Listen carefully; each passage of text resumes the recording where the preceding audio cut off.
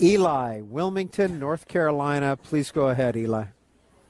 Actually, it's Ellie, different gender. Ellie, I am so... do you know what? No I'm reading off an iPad, and that's exactly what it says. I apologize. No problem at all. I don't want to use my time correcting that. Obviously, the gentleman, I don't want to promote his name, actually, is quite intelligent. It's unfortunate that he kind of misuses it. I am Jewish, and I have to so strongly object to his trying to portray his own misguided attempts at politics and talking fast. Not all Jews talk fast, and promoting stereotypes. Number one, he does a great disservice to the Jewish people all over the world by promoting his stereotypes, and he's laughing at it, which I find I hold what he's doing in disdain. I just came from a wonderful Jewish film festival here in Wilmington and saw the film The Jewish Cardinal, and this man and the Catholic Polish clerics did far more when they smartened up and had a little more compassion for people than this guy has. And as far as how he treats Tell people, you what, Ellie, politically, Ellie, do you disagree with Ben Shapiro when it comes to his politics as well? I'm sorry? Do you disagree with Ben Shapiro when it comes to his politics as well as some of the things you've already mentioned? I do disagree with him with some of his politics quite a lot, but it's a separate issue to promote some stereotypes against the Jewish people and using his Jewishness Terrific. to sell his... Let's get a response. That was Ellie in Wilmington, North Carolina. Ben Shapiro. Well, I really didn't realize that the Grim Reaper of the sense of humor was on the loose today. I mean, seriously. I mean, if the worst stereotype about Jews is that we speak quickly, I think we can deal with that. Really, that one ranks real low on the list of stereotypes I'm going to worry deeply about. I'm going to worry significantly more about a president of the United States who's going to promote a nuclear bomb in Iran, and a president of the United States who has routinely leaked Israeli national security information, and a Democratic Party that's gone along with him, and a Republican Party that basically just signed off on it in the Senate. I'm going to worry more about that and less about whether Jews talk quickly. I could hire nobody but women at 77 cents on the dollar to do the exact same work as men, and everybody else were stupid enough not to hire any of the women. I'd be the richest man in America. Well, I mean, as far as the idea that small business would approve of single-payer health care, we can look to the thriving small business sector in Canada, Britain, and other socialized medicine countries, where small business clearly leads the way in their massive and growing economies. There's only one person and one group that is coming to the party here with a gun. And the only group, I mean, you said conservatives love guns. Liberals love guns far more. They just love guns that are being used by the government against conservatives. During World War II, somebody wanted to sell arms to the Germans. That was cool, right? That's a national security threat and was illegal for a reason. That's not freedom of association. Oh, but now we have qualifications. Okay. No. It's called an externality to a relationship. There are no externalities to a relationship where you come into my business and I say I'm not serving you. It's you and me, and a consensual transaction has not taken place. If I sell you a nuclear weapon, there are probably going to be ramifications to me selling you a nuclear weapon. But you'll shut down my business if I don't serve a cake to a gay wedding.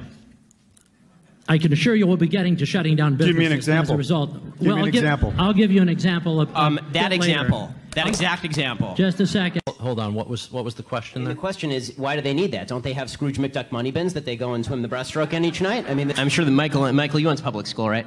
Yeah. Yeah, so did I for elementary school. And I think I was in the Christmas pageant. I believe I was an elf. And somehow I didn't magically turn into a Christian. And my guess is that both you and I could probably sing in beautiful two-part harmony all of Silent Night, probably based on what we learned in public school. The idea that this is some sort of grand imposition or grand inquisition And that the acting out of the mere saying of the word Christmas in a public school is somehow an establishment of religion to the exclusion of all other religions. Before you warned that perhaps I should take things a little more lightly. On this one, I do take it pretty lightly. Good. The idea that I'm proud of you, man. The idea that religion is being imposed on me by a public school when there is a Christmas pageant I can opt in or out of is if this is as bad as it gets, then I'm willing to live with that. Yeah, I grew up as I was one of only 3 Jewish children in my elementary school and the only Jewish child in my grade. And for the Christmas pageant, very regularly they had me saying, we celebrate Christmas around the world like this. And then I'd say, and in Israel, we don't celebrate Christmas, we celebrate Hanukkah. And that was okay. It built character. To go through talking about that, and I think there is something useful to being able to stand out from the crowd and somehow man up and take it. And however, the one thing that I will not forgive, is so many of these multicultural pageants. They have these wonderful Christmas carols that are some of the best music in the whole world. And then we have, I had a little dreidel, I made it out of clay. I mean, you know, the Christians are singing about the Savior of the world, and we're singing about a spinning top. This is not fair. This is not good. Michael, we have Bizet and we have Gershwin, but we don't have Beethoven or Brahms. We're gonna have to let it go. Gershwin. No, Charles, I can't enter into any contractual relationship of any kind with a 5-year-old. Sell nuclear bombs to Hitler. I can't exploit children. Okay. I'm sorry to limit you like this, Charles. What are you giving me? I'm ruining your life here. You can't sell nukes to people. You can't exploit 5-year-olds. I mean, boy, I'm really rough around here. Ben, this is great. I should use your trick, because government is always the problem. It is always the problem. Pretty much. Frankly, people want a lot of things. You know, housing, health, to live forever, a pony. I mean, there are a lot of things that we all want out of life. The reality is that there is no pony tree, which makes it difficult. And if we don't have policemen, firemen, it would be chaos. Of course that's true. Well, I agree it's not, but is it racism or government venality? I mean, as I say about it, is it racism or government being corrupt? Meaning that in the city of Seattle, for example, they can't fill a pothole, but they become evil geniuses when it comes to the parking meters. Right? And you know, as a liberal, right, that's what you say about me. And, no, I think you're a leftist. And most liberals are. It's true. You might say that workers of the world, for lack of a better word, are uniting. You know, as far as the. It's easy to make facetious comments. It's very hard to dispute data. Well, since you provided no data in that actual answer, it's not that difficult. As far as the But once we set that kind of precedence, where will it end? And I think, you know, with them going out of business, because everybody will find another florist. That's where it'll end. No, the question that I was going to ask, though, is it's not any person of color, I assume. I mean, if they decided they were going to staff the school board, for example, with Ward Connerly and Thomas Sowell and Condoleezza Rice and Clarence Thomas, you'd be standing up against that and saying that these are not real black people, I assume. Well, really? Boy, I need to get Thomas Sowell to run over there.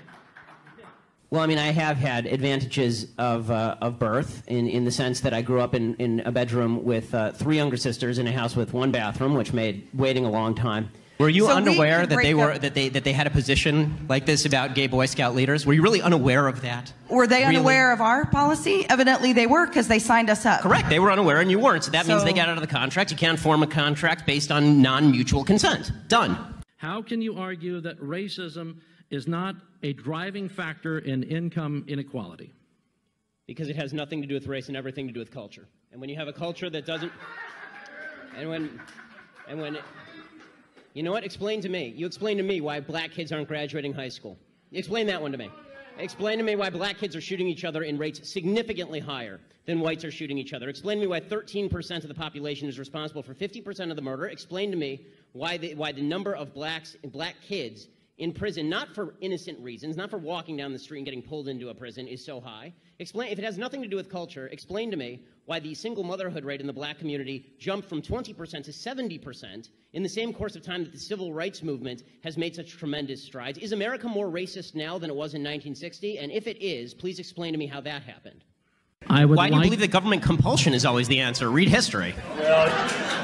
It's absolutely true. It's like I can't eat spicy picante sauce, so I'm not Mexican enough. You know, it's true, you know, in every culture, whether it's Asian, you know, black, Mexican, there is, while you may not have grown up talking about it over your, you know, tea and toast. I mean, in my family, if you're not a doctor or a lawyer, you're not Jewish enough. You're not Jewish enough. Capitalism discriminates against no color, no creed, and no sexuality.